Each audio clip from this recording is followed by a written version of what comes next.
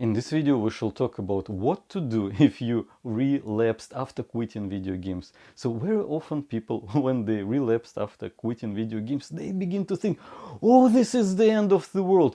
Maybe I'm just not the person who is able to quit video games.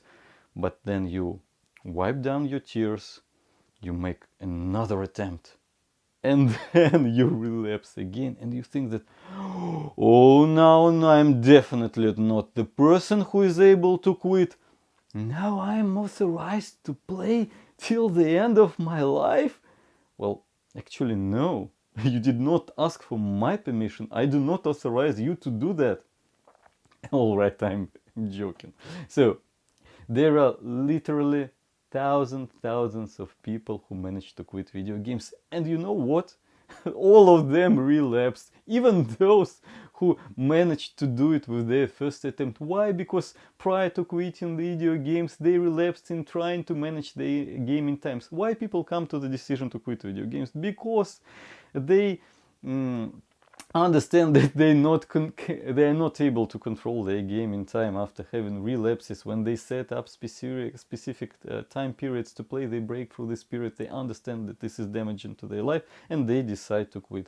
So everyone had a relapse. You are not unique. And you know, there are people who actually post in the internet, in the open sources, solutions to the problems, the very same problems you encountered while you were quitting video games. There are tons of information from specialists in the open sources about quitting video games, about video game addiction problem. And the very first thing you should do after you relapse is gathering more information about this problem just in the open sources. Surfing the internet, asking in forums, and this is your first step. The next step you can make is asking for help for a person who specializes in video game addiction. These people who specialize in video game addiction, they spend thousands of hours investigating this matter, reading modern scientific literature, helping people, creating solutions which help people to quit video games in a most efficient way and manner. So these people are like coaches or mental health counselors. So these people will just help you to reach your goal in quitting video games the fastest, very fast, much faster than probably you would do it will just save your time. The next thing to do is studying how you relapsed, what led to relapse. Maybe there were some circumstances which led you to relapse. Maybe there is some place where you relapsed. Maybe there are just some people, like friends. Oh, come on, let's play video game with me, come on, which trigger you into a relapse. So find out what led to a relapse in your specific situation.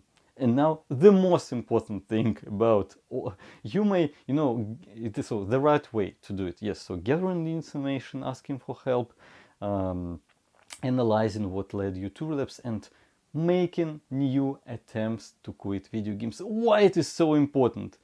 It's not actually about the result. It's about making attempts. There is such process in your body which is called homeostasis, when your brain prevents you from radical changes in your body and your behavior. Why your brain does that?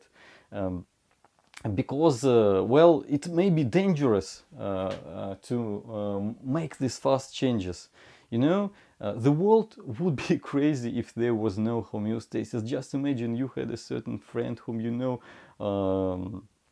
all your life, and as a person who is meek, calm, reliable, and one day you wake up, meet him, and he's crazy, buoyant, wild, so just a different person. So how would people interact with each other if they do not know what to expect from each other? So homeostasis is good.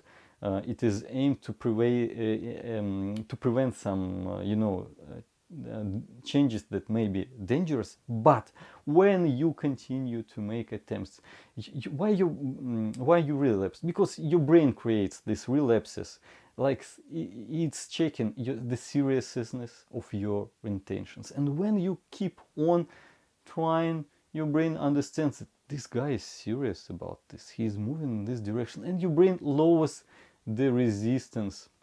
And your next attempt to quit video games may be much, even in the same way, may be much easier than the previous ones. That's how it works. Homeostasis, guys. So quitting video games is one of the best decisions you can make. Even if you suffer from withdrawal systems, feel certain discomfort, you gain freedom. This is a freedom to manage your time. This is a significant advantage in life. And you know what? Why it is so hard to quit?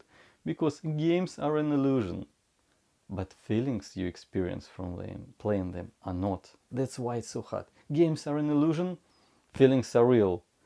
But I personally, I even, despite all those sweet feelings, I don't like when someone tricks me into certain behavior. I don't like when somebody manipulates my behavior, even in exchange for all these sweet feelings. I don't like when someone puts in front of my nose, a product full of supernormal stimuli, which makes me do something which I actually don't want. I want to live a meaningful life.